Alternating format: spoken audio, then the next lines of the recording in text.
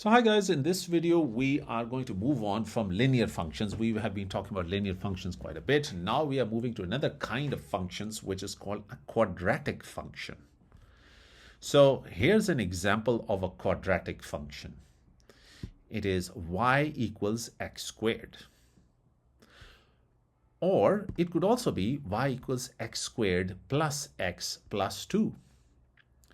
So far, I haven't told you what is a quadratic function. So you may be wondering why the two of them are called a quadratic function. Well, notice here's the clue. We notice that the highest power of the variable x in both these functions equals 2 or squared. So when the highest power of a variable in a function equals 2, we call that a quadratic function. Now, there's a bit of a history attached to it as to why we call it a quadratic.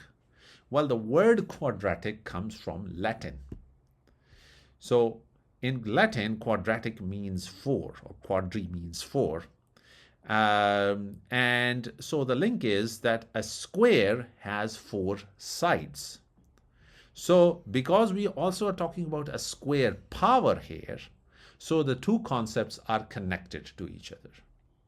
So an equation which have a square power is called a quadratic. Now, I don't know whether you find that connection a bit far-fetched or acceptable. Either way, leave your opinions in the comments below, but we will continue with this convention. So now, first of all, let's try to sketch a quadratic. And we'll try the same approach as we have been doing with the linear function. So again, we shall choose a range of x values, say from -3 to 3. And we are going to sketch this quadratic, which is the simpler of the two quadratics, is y equals x squared. So to do that, we have in this table, in the top row, we have a range of x values, which range from -3 to 3. And correspondingly, we have computed the y values by simply squaring x. So you can see the values of y there. So now, as x, y pairs, we have several points, and we can sketch a plot using those points, just like we did with the linear function. So here is the plot, if you're not sure as to how this plot was made, please revisit the videos on the linear function. You'll see what I did. Now, in this one, I've also highlighted a point as root. Now, what's a root? Let's discuss that in the next slide.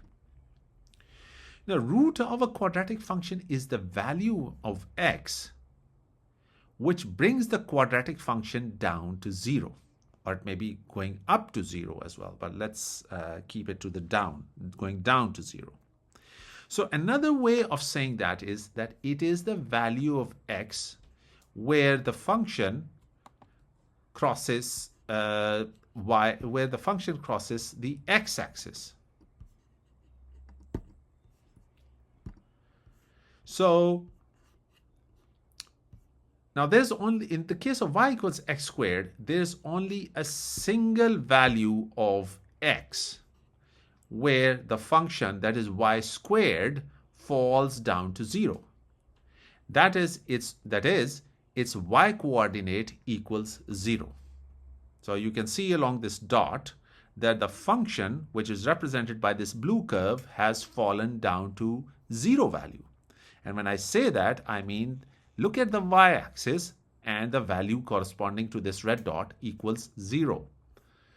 Hence, we say that the root of y equals x squared is x equals 0.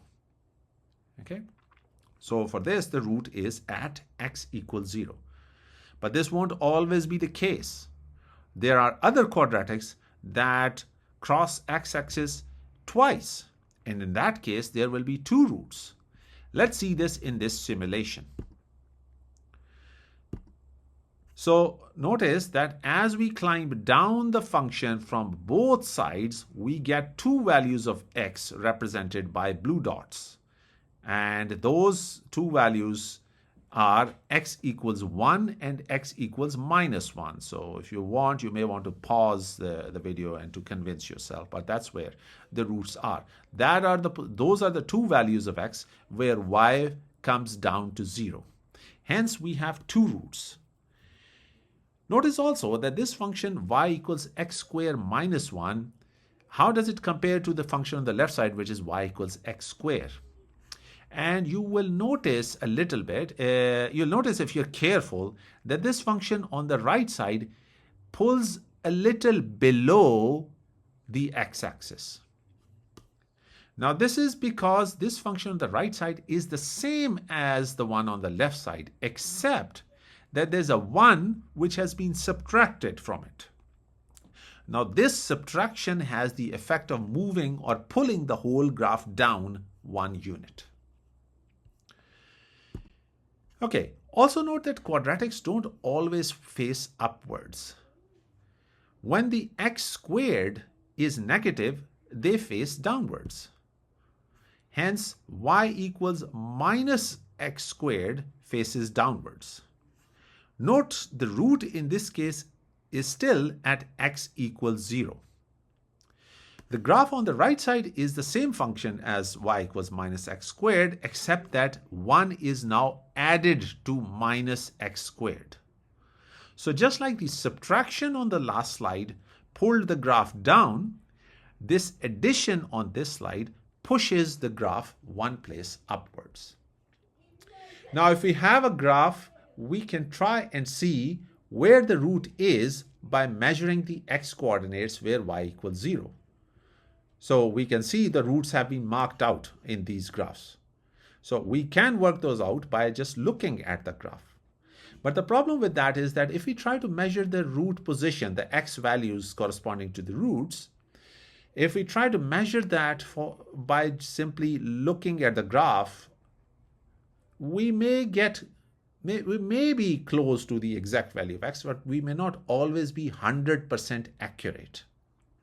So what can we do to be 100% accurate? For that, let's turn to algebra. Suppose we must find the roots of y equals x squared minus 1.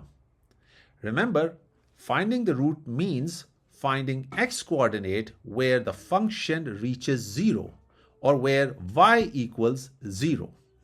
Now we can use this fact. Remember, y equals x squared minus 1. And remember also that y equals 0. So we can write that x squared minus 1 is also equal to 0 because x squared minus 1 equals y. And then we can just work it out from there. This is fairly straightforward. We shift the minus 1 to the right side, so it becomes plus 1. And we do that by adding plus 1 on both sides. And then we have x squared equals 1. But we want to figure out what is the value of x. So we take the square root on both sides. And as a result of that, we get x equals plus or minus 1. And therefore, we have our two roots, that is x equals 1 or x equals minus 1. And that is what this animation shows as well. As you can see that the roots are at x equals 1 or minus 1. So that's it, guys, and I'll see you in the next video.